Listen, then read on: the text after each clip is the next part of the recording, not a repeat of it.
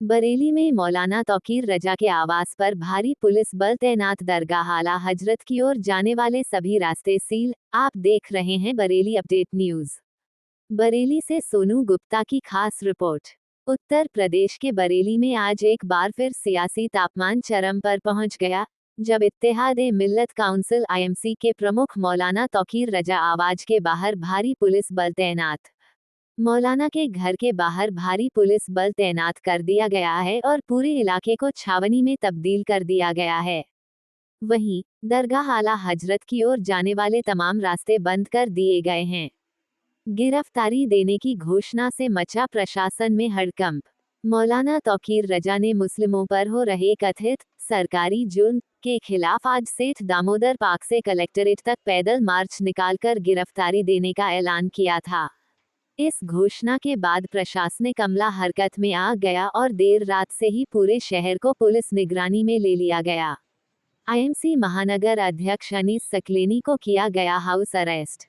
सूत्रों के मुताबिक संगठन के महानगर अध्यक्ष व पार्षद अनीस सकलेनी को पुलिस ने देर रात उनके कार्यालय पर ही हाउस अरेस्ट कर लिया। उनके सभी मोबाइल नंबर सर्विलांस पर हैं और उनकी हर गतिविधि पर नजर रखी जा रही है। शहर भर में खुफिया एजेंसियां सक्रिय हो गई हैं और आईएमसी से जुड़े अन्य प्रमुख कार्यकर्ताओं को भी चिन्हित किया जा रहा है। पुराना मामला फिर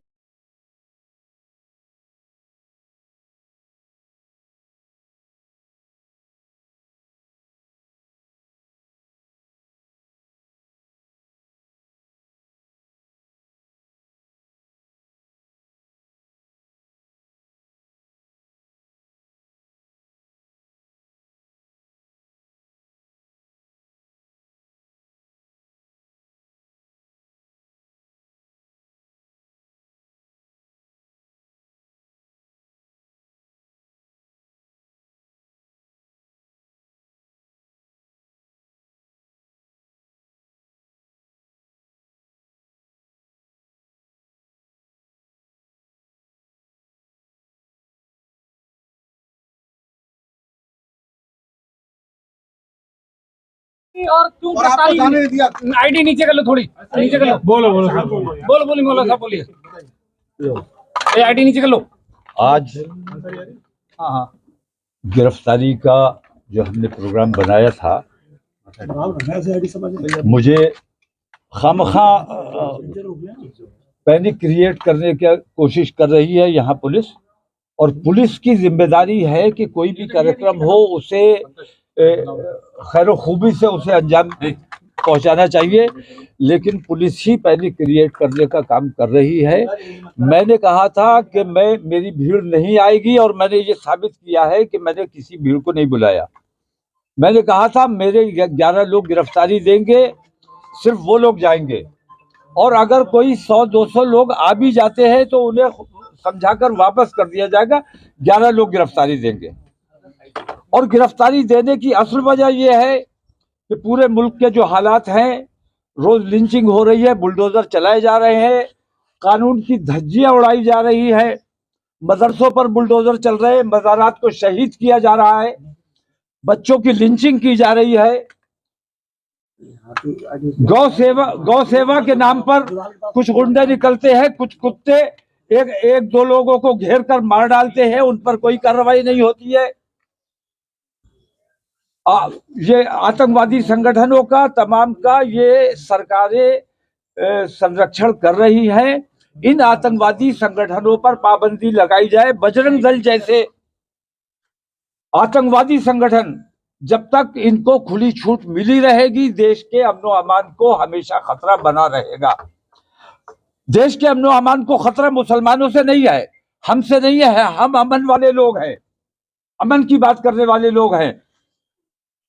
आज 11 लोगों की गिरफ्तारी दी गई है। मैं भी गिरफ्तारी देना चाहता था, लेकिन मुझे बलपूर्वक रोक दिया गया है, मुझे घर से नहीं निकलने दिया गया है। लेकिन मेरा ये सिलसिला आज से शुरू हो गया है। कल 72 लोग गिरफ्तारी देंगे इंशाल्लाह। उसके बाद अगले दिन 313 लोग गिरफ्तारी देंगे। उसके अगले दिन 917 लोग गिरफ्तारी देंगे। और ये सिलसिला इस तरह हर जिले में, हर सूबे में, इंशाल्लाह पूरे हिंदुस्तान में चलने वाला है। लोगों की बात कर रहे हैं, उसमें आप भी कल फिर शामिल होंगे गिरफ्तारी के? मैं अब जब मुझे नहीं निकलने दिया जा रहा है तो मेरे लोग गिरफ्तारी देंगे और रोजाना गिरफ्तारी दी जाएगी और ये सिलसिला पूरे हिंदुस्तान में शुरू किया जाएगा। ये देश में नई क्रांति लाने की आज पहल की गई है।